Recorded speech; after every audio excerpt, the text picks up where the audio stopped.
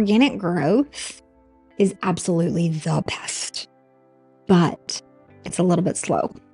Let's talk about something I've only recently started testing more intentionally for my own show: paid podcast growth. Not sponsorships, not ads inside your show, but paying to put your podcast, your trailer, or one specific episode in front of more potential listeners. Welcome to Podcasting for Financial Professionals.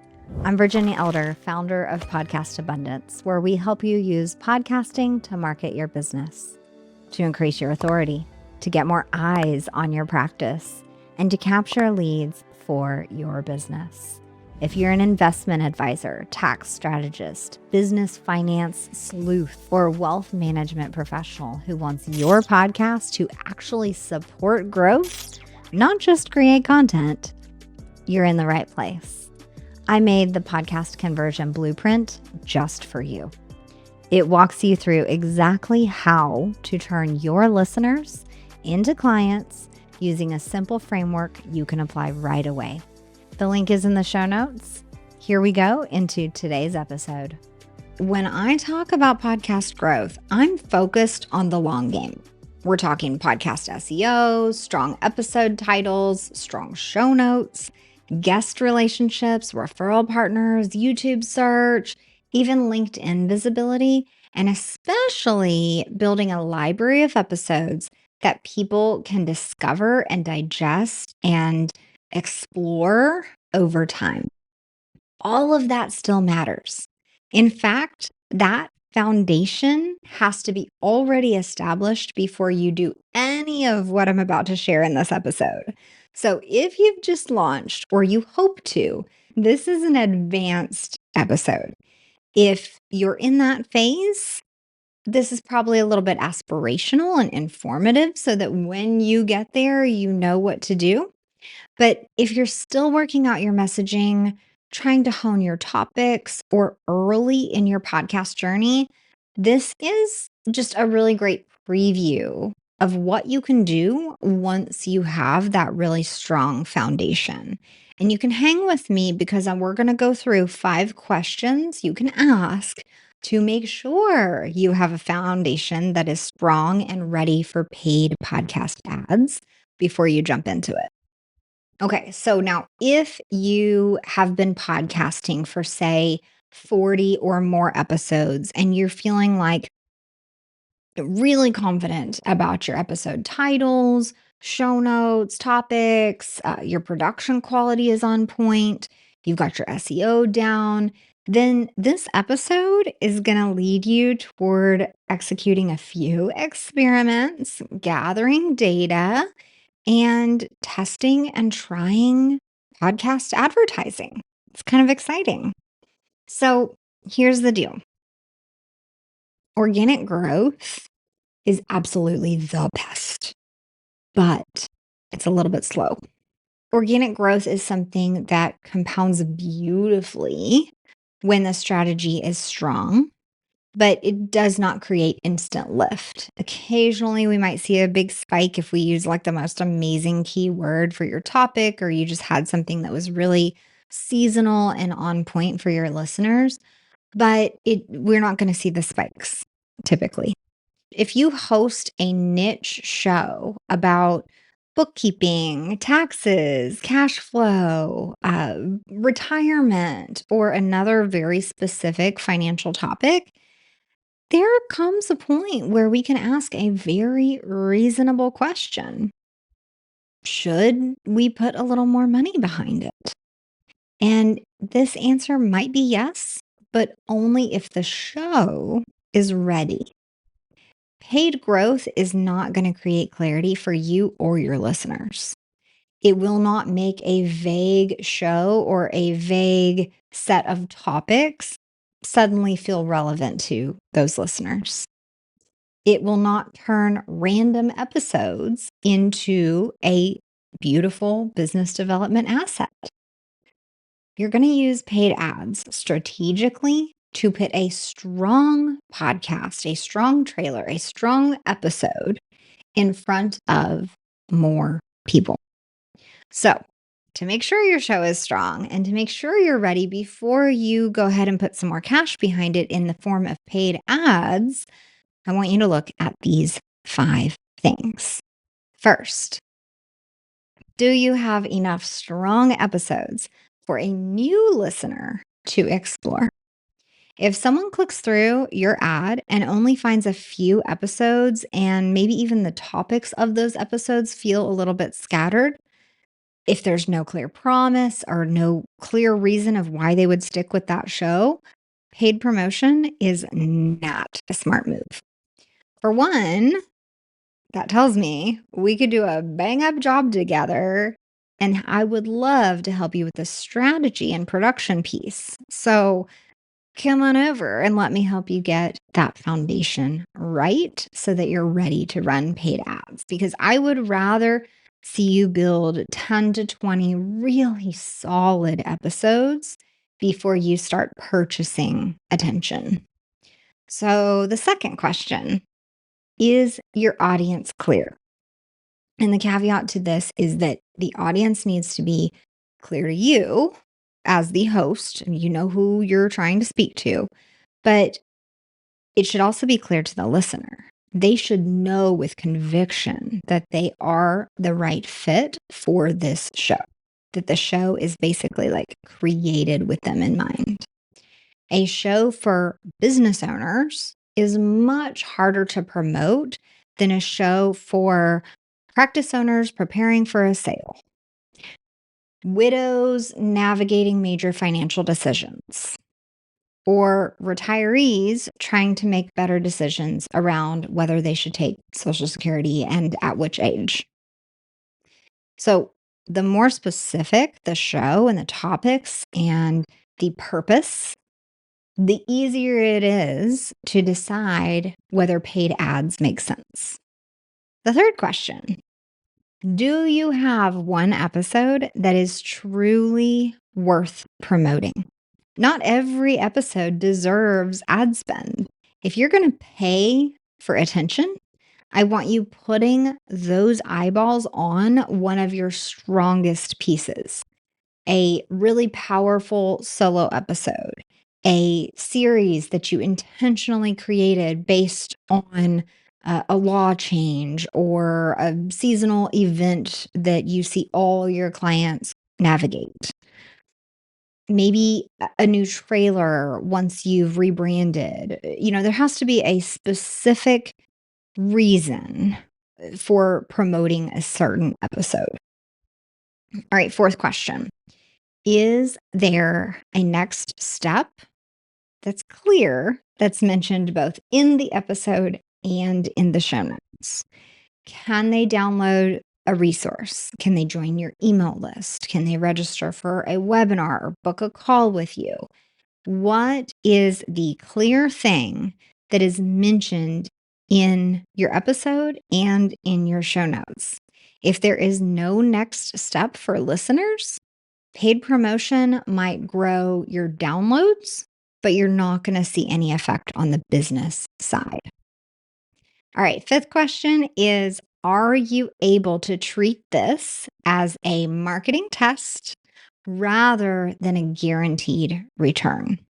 So, as usual, when we start to run ads for something, there is going to be data gathering and money spent where we are just really seeing, did this work? Do people like this? Am I getting the traction that I expected?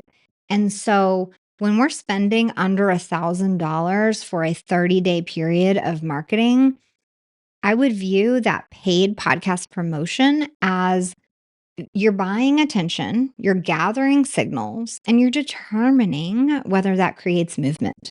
This is not a promise of a certain number of book calls, right? It's a test, it's an experiment. So, when you can say yes to those 5 foundational questions, then we can look at these couple of low cost paid growth options that I think are worth it in some scenarios. So there's a couple that I've tried and then a few that I haven't, but that I'm keeping my eye on. So the first one, and I did this, I'm going to tell you my numbers in a moment. The first one is called Overcast. Overcast is a podcast listening app where you can buy ads by category. I like this one as a simple first test because, for one, it's very affordable. And for two, because you're advertising inside a podcast app to people who already listen to podcasts. So the friction is not there in the ad space because they're already practicing the behavior that you want them to do, which is listening to podcasts. So I tested this recently with this show, Podcasting for Financial Professionals. I spent about $280 for 30 days of advertising in the health and fitness category. Now you might be thinking, like, hold on, this is not a health and fitness show. So what gives?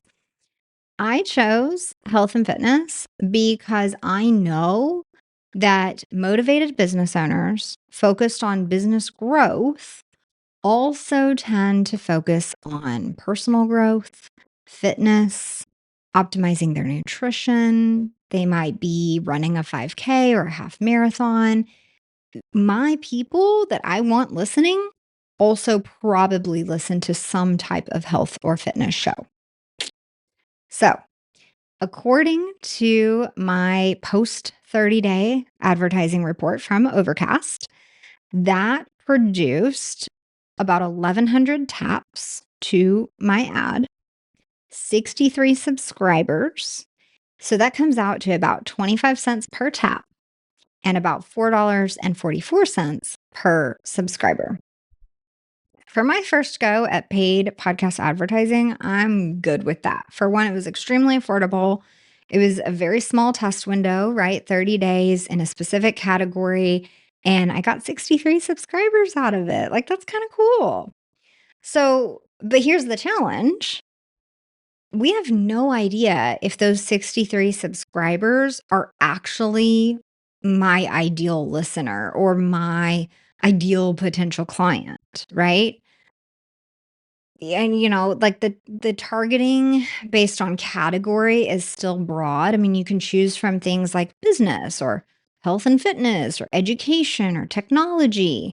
You're not targeting like on Facebook ads where you can literally target like an income range, business owners, interest in tax, anything like that. So it's a broad categorization, and you just get that 63 windows. You're literally just looking for your ratio of taps to subscribers to be decent. And you're just looking for your cost per subscriber to be something within your expected range. So I would use Overcast when the goal is actually podcast audience growth, not direct lead generation. Because again, we have no idea if these 63 subscribers are going to convert into my business. We shall see. They're probably listening. So if you try it, choose a category you think listeners of your show would also listen to. Then, this is super important. The ad that shows your show is teeny tiny because you're inside a podcast app, right? So think about the size of cover art that people are seeing. Your cover art and the show title on that cover art needs to be very clear. So there are some creators that will change their cover art just to make their title much more obvious and bold, just so they can run ads. I ran mine as is with my existing cover art, and these were my numbers. So I'm fairly pleased with that. Other advice around Overcast ads is that I would not advertise in the all category. That's just going to water down your results. And I mean, really, like, is someone in certain categories actually going to click over to a financial show? Probably not. So you want to be really cautious and careful. And then the business space tends to be really saturated and expensive. So I'm not going to advertise in the business category for a long while. at whatever point that I feel like the value is worth it, or I see the price come down or something like that. And by the way, the Overcast costs per category do fluctuate. So it's one of those things where you kind of have to check back into the platform to see when the price is right for you. Okay, the second thing that I have tried and that I do recommend is Audience Lift. Audience Lift caught my attention when they first launched and they were featured in Pod News. And I've definitely seen more from them since then. They promote a custom trailer in contextually relevant articles across premium publishers, and the button directs people for further listening to their podcast app. So the ad is smart enough to, not only be listed in the right places where you probably want people, because they're putting it in contextually relevant articles, important, and then the button directs them to the podcast app. So that's awesome. Then on top of that, on their website, they're listing places like New York Times, ESPN, Forbes, CNN, Insider, Yahoo. I mean, like big players, right? Like who would not want their show advertised in a contextually relevant article on these platforms? I mean, sounds like a hell of a deal, right? So what I did is I recorded a specific trailer just for that campaign. This trailer did not get posted in my podcast feed. You're not going to hear it. I didn't change anything in my show, but I recorded a specific trailer just for that. And for about $500 for 30 days, here's what their report showed: 46,000 impressions, 15,000 trailer plays of that like custom recorded trailer I made, and more than 10,000 episode plays on the episode that happened to air closest to when that ad went live. This taught me something really important because I kind of like didn't know what I was getting into. If I run that campaign again, I'm going to time it really intentionally around an episode that I truly want thousands of people to hear. Probably a strong solo episode, maybe tied to a launch, a webinar, some kind of new resource, or a really timely topic that speaks directly to the listeners that I want more of. Probably something very similar to this episode. So basically, I'm going to make like my best solo episode ever, then create that custom trailer, and then do an audience lift campaign. So if you need help executing something similar for your show, I would love to help guide you around that. So here's how these two platforms showed up very differently for me. Overcast's results of their ad was general subscriber growth. I got 63 new subscribers. I have no idea if they are ideal clients or not, but I've got the numbers, right? Then Audience Lift created specific attention around an episode, the episode that aired closest to when the ad went live. So the timing, the message, and that episode really, really matter when it comes to Audience Lift. So again, I would use these two platforms very differently based on my goals. And it does require a bit of planning, especially for the Audience Lift opportunity for paid ads there. Whereas I could definitely see myself using Overcast to just, throw a couple $100, a month or every 60 days or whatever, just generally building my numbers and trying to strategically pick categories that I think my ideal clients also listen to. All right. The third option here is Buzzsprout ads. This one I have not tried, but I do plan on experimenting with it soon. Now, my first question was that if I don't host my show with Buzzsprout, can I still buy ads there? Yes. Even if your podcast is hosted on Captivate, Podbean, Libsyn, or somewhere else, you can still use Buzzsprout ads as an advertiser. The hosting requirement only matters if you want to accept ads into your own show and you're looking for that monetization piece. As an advertiser, Buzzsprout lets you upload an audio ad and run it across other podcasts. I would consider this a low friction test, especially if you want to promote your show inside other shows. The key to this working is to make sure the match between your show and where it's going to be aired or where your ad's going to be aired is a relevant match. So for a niche financial show, you do not want your ad just like put anywhere. And I would not use a generic ad that says, listen to my podcast. Instead, when you create that audio ad for Buzzsprout ads, you're going to create a very specific scenario that your ideal listener needs help with, and you're going to drive them somewhere very specific. So here's an example.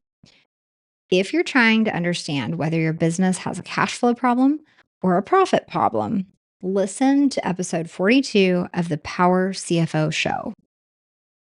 Okay, I totally made that up. I have no idea if there is a Power CFO show or not. And I'm just making that up. Okay. So, but this is really strong because it gives the listener a reason to care right now. Like, do they have a cash flow problem or a profit problem? And we're directing them somewhere specific. Episode 42 of this show. If you want to experiment with Buzzsprout ads, that is an opportunity.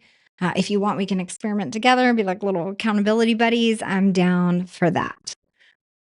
The next platform I'm keeping an eye on is Podroll. And Podroll is built around feed drops. I kind of had to research what the heck that was. So, a feed drop means your episode or your trailer can be placed inside an established podcast feed as a recommendation.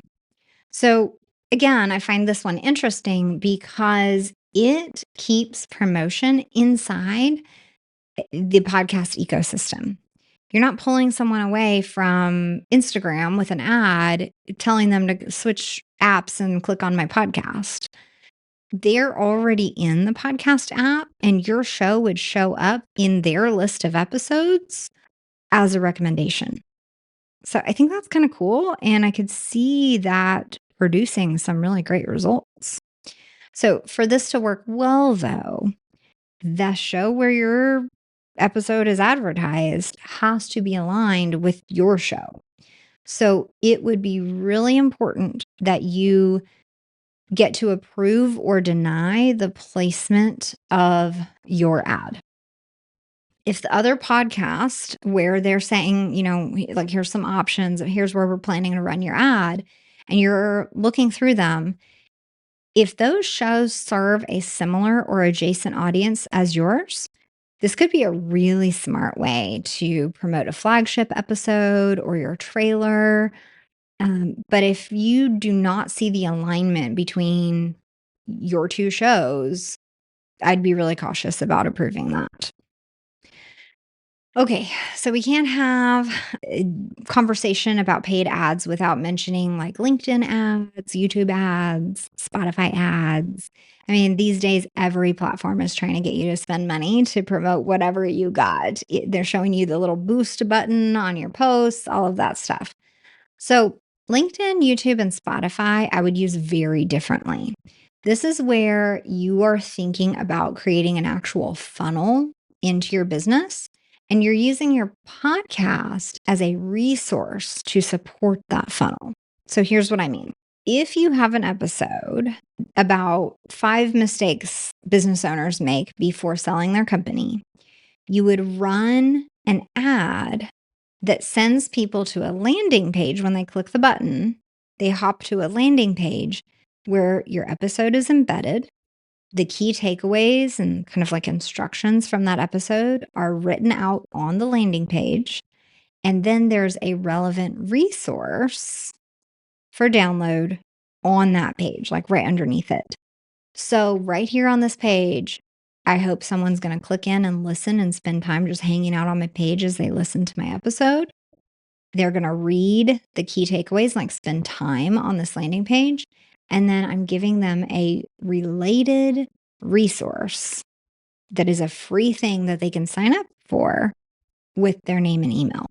So right there on the page, you have a lead magnet basically that is supported by your podcast. And even that podcast episode is designed intentionally to mention to get that download.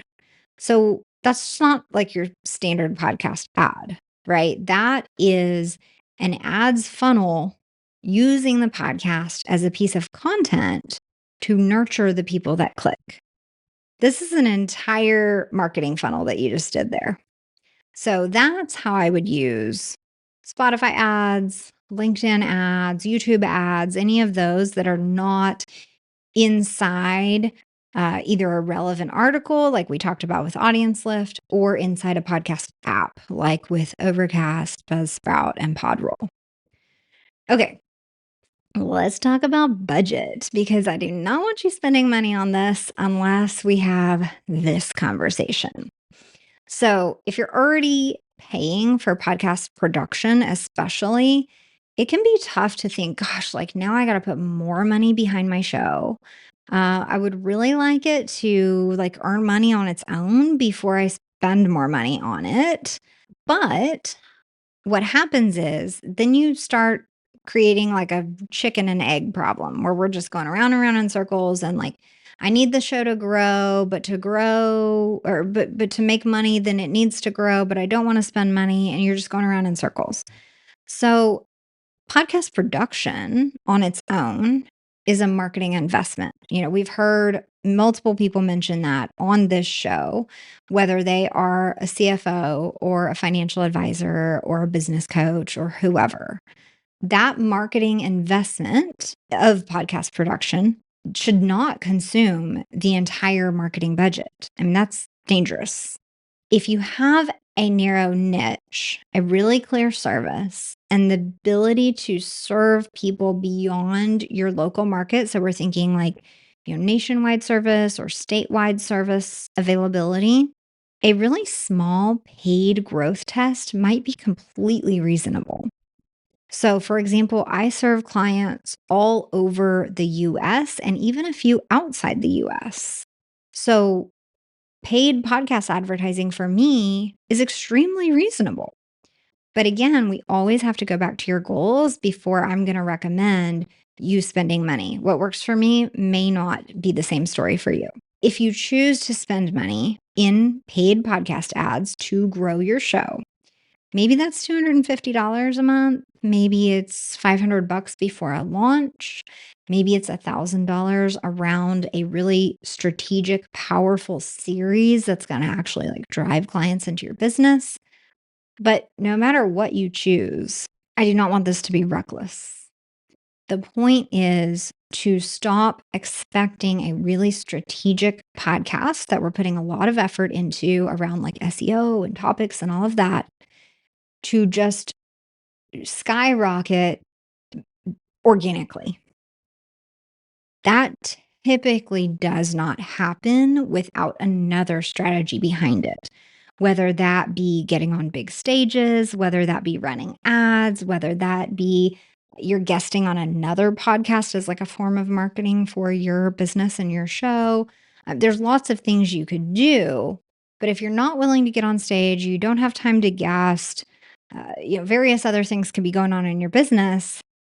Couple $100, maybe $500 here or there used very strategically could really compound over time as far as like download numbers, subscriber numbers, and statistically, some of those are going to be ideal clients.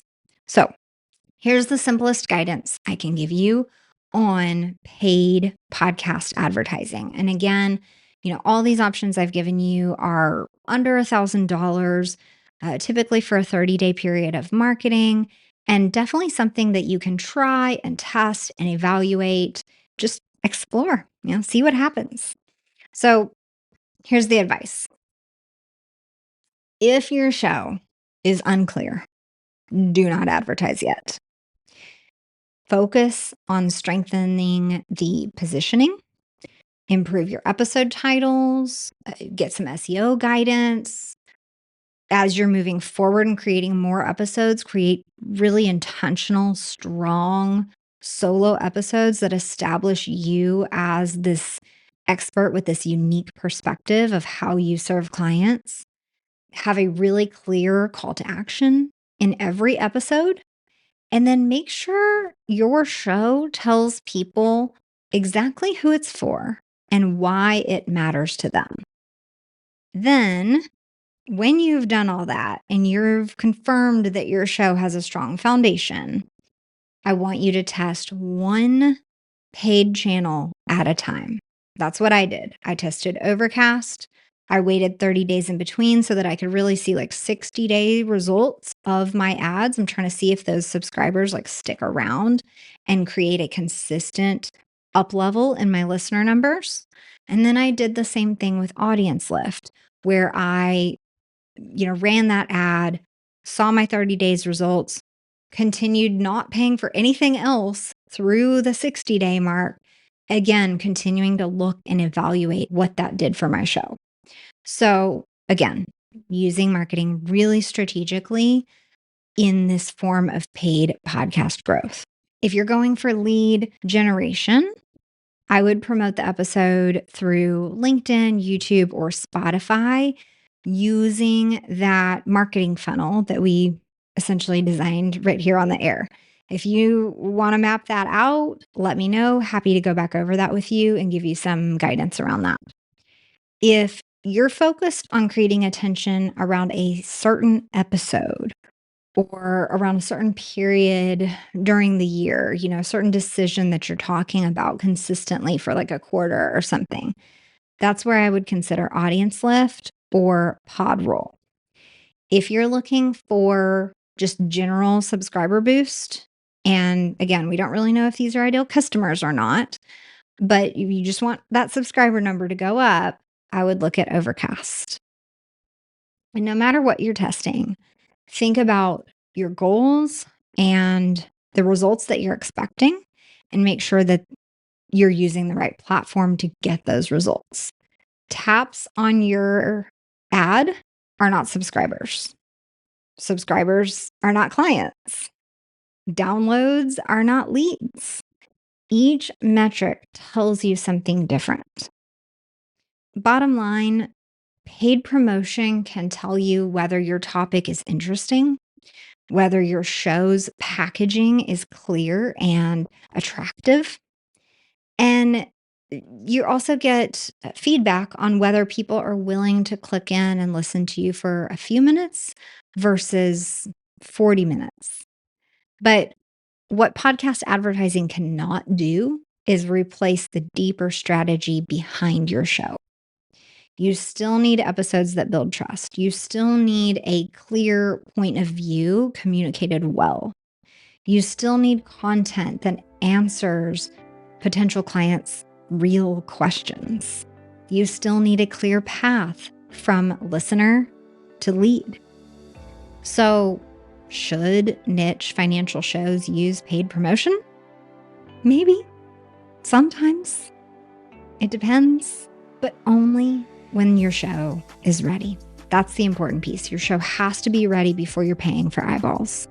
Paid growth is not going to be the engine. Your strategy is the engine. Paid promotion is the little boost button that you get to hit whenever you're ready. And when that boost is used around the right episode at the right time with the right next steps, it can help more of the right people discover the work you've already built. If you want help thinking through whether your podcast is ready for that kind of growth, download the Podcast Conversion Blueprint. It will help you look at your show more strategically as a business asset rather than just content that you're creating. And it'll really help you clarify that path from listener to lead. That will solve one of the primary foundational steps you need in place in order to get your show ready for a paid growth strategy like what we've talked about today. Thanks so much for listening to Podcasting for Financial Professionals. If you want your show to do more than just educate, if you want it to generate leads and bring in clients consistently for the long haul, make sure you're using the Podcast Conversion Blueprint. This free download helps you structure your podcast to attract new listeners, refine your messaging to nurture them, and capture those listeners when they're ready as your next best clients. And of course, practicing what I preach when you sign up for your free download of the Podcast Conversion Blueprint, you're going to land on my email list. Hit reply to any newsletter because I'd love to learn about your show or about your ideas for a show. I'll point you toward your next best step, whether that be light support like an audit of your show or becoming a member of the Academy, or maybe you need full service strategy and accountability like what I do inside the Podcast Conversion Lab.